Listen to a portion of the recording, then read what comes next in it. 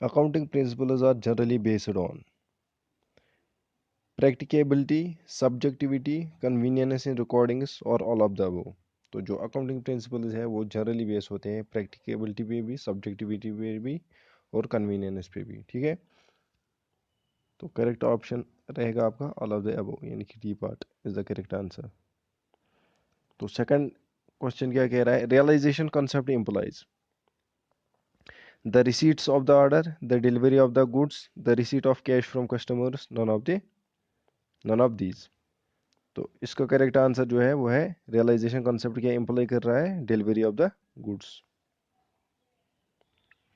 Third question, accounting principles are generally based on. तो जो accounting principles होते हैं वो जनरली किस पे बेस होते हैं, थ्योरी पे, प्रैक्टिकेबिलिटी पे, सब्जेक्टिविटी पे या नन ऑफ दीज।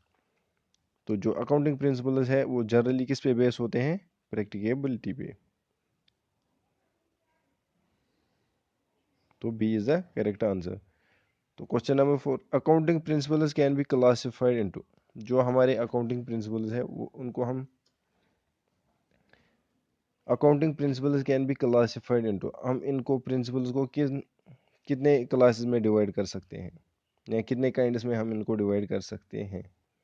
तो accounting principles can be classified into 2 kinds, 3 kinds, 4 kinds और 5 काइंड्स। तो जो इसका करेक्ट आंसर रहेगा वो है 3 काइंड्स। ठीक है,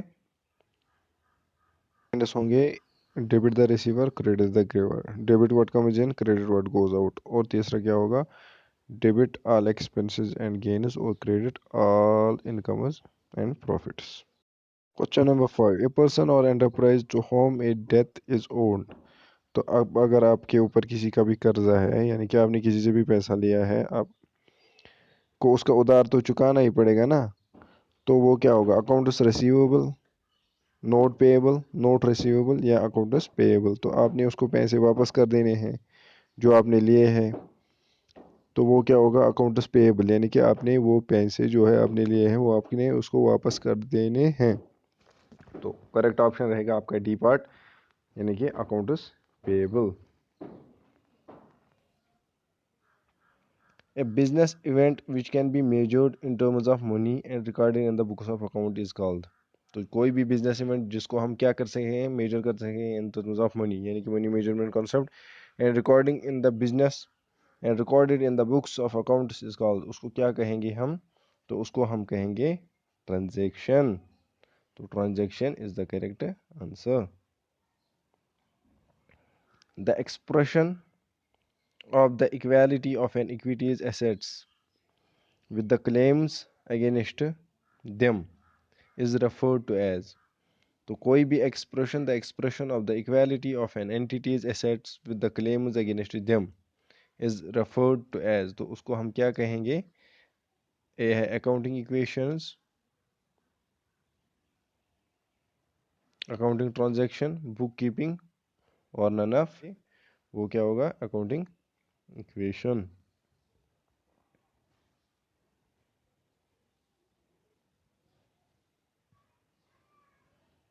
तो बढ़ते हैं हम नेक्स्ट क्वेश्चन की ओर। The system of recording transactions based on dual aspect concept is called। तो कोई भी सिस्टम रिकॉर्डिंग जो किस पे बेस होगी, ड्यूअल कंसेप्ट, उसको हम क्या कहेंगे, तो उसको हम कहेंगे डबल एंट्री सिस्टम। तो B will be correct answer. Accepted custom, rules और ट्रेडिशंस आर कॉल्ड। जो यूनिवर्सली एक्सेप्टेड है क्या, कस्टम्स, रूल्स और ट्रेडिशंस। तो ये अकाउंटिंग की बात हो रही है तो उनको क्या कहेंगे हम, accounting principles is the correct answer. According to the money measurement concept, money measurement concept के हिसाब से the following would be recorded in the books of accounts of the business. तो इनमें से कौन किन को हम क्या करेंगे, रिकॉर्ड करेंगे किसमें, बुक्स ऑफ अकाउंट्स में। तो health of director of the company को तो हम रिकॉर्ड करेंगे नहीं, क्वालिटी ऑफ कंपनीज गुड्स को भी हम करेंगे नहीं, वैल्यू ऑफ प्लांट मशीनरी और ऑल ऑफ द अबव, क्योंकि इसमें हम मनी मेजरमेंट किस चीज़ को हम इनके मनी के टर्म्स में हम कैलकुलेट कर सकते हैं, तो वो है वैल्यू ऑफ प्लांट मशीनरी, यानी कि C part will be the correct answer. तो accounting equation is the base of single entry system, dual aspect concept, double entry system, cost measurement system. तो अकाउंटिंग इक्वेशन किसकी base है? Double entry system की।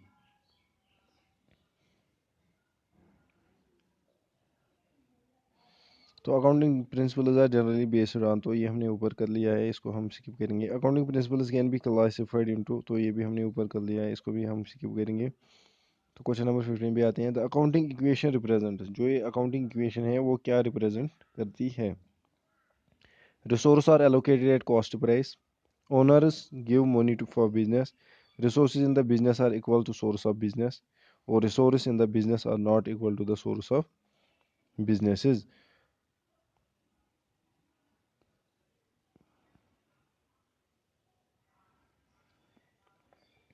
The accounting equation represent, जो accounting equation है वो क्या represent करती है? Resources are allocated at cost price, owners give money for business, resources in the business are equal to source of business, और resource in the business are not equal to the source of business. तो जितने आपके resources होंगे उतना ही आपका क्या होगा? Source भी होगा, यानी कि वो बराबर होनी चाहिए, क्योंकि इक्वेशन जो है एसेट्स लायबिलिटीज और वो बराबर होते हैं। तो इसका जो करेक्ट आएगा वो है आपका C part, resources in the business are equal to source of business. In cash book the favourable balance indicators, जो कैश बुक में जो फेवरेबल बैलेंस होती है वो क्या इंडिकेट करती है? यानी कि वो क्या क्रेडिट बैलेंस होती है, क्या वो डेबिट बैलेंस होती है, क्या वो क्रेडिट बैलेंस होती है, क्या वो डेथ बैलेंस होती है, क्या वो बैंक ओवरड्राफ्ट होता है, या क्या वो एडजस्टेड बैलेंस होती है? तो जो कैश बुक में जो फेवरेबल बैलेंस होगी वो कौन सी बैलेंस होगी? क्या वो क्रेडिट होगी? नहीं, वो क्या होगी? Death balance.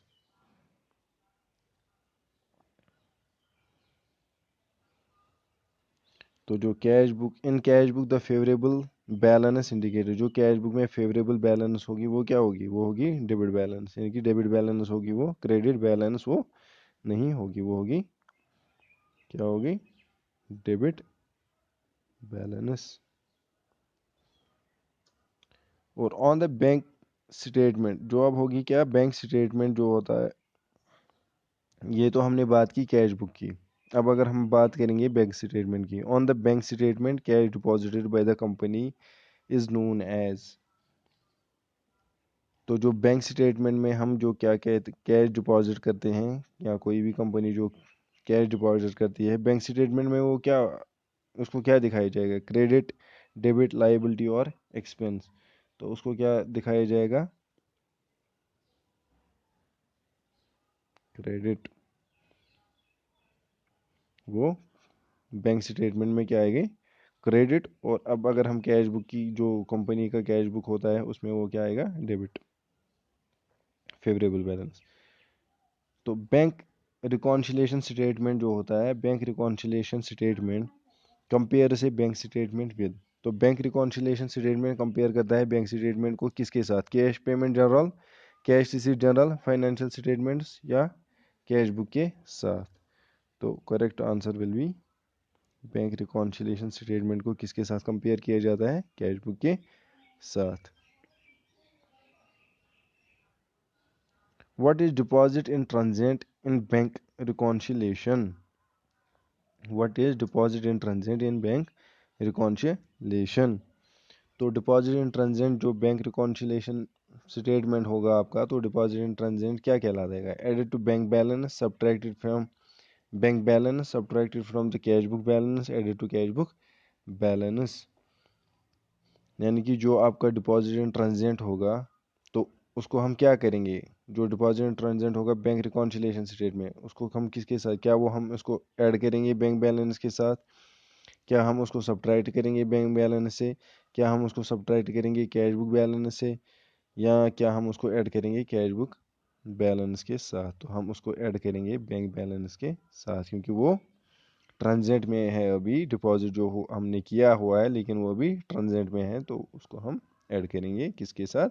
बैंक बैलेंस के साथ। तो NSF marked in cheque send back by the bank indicators. तो जो NSF लिखा होगा ना, मार्केट होगा ना चेक पे, जो बैंक ने वापस भेज दी, तो उसका मतलब क्या होगा कि चेक हैज़ बीन फॉर्ज्ड, ये जो चेक है इसको क्या किया गया है कि यानी कि इसके साथ छेड़छाड़ या फॉर्ज किया गया है इसको के साथ। A bank could not verify the identity, ये जो बैंक है ये वेरीफाई नहीं कर पाया आइडेंटिटी इसकी। नो सफिशिएंट मनी, या a cheque can not be cash because it is illegal. तो जब एनएसएफ लिखा होगा नॉन सफिशिएंट फंड या नॉन सफिशिएंट मनी, तो NSF non sufficient money, C is the correct answer.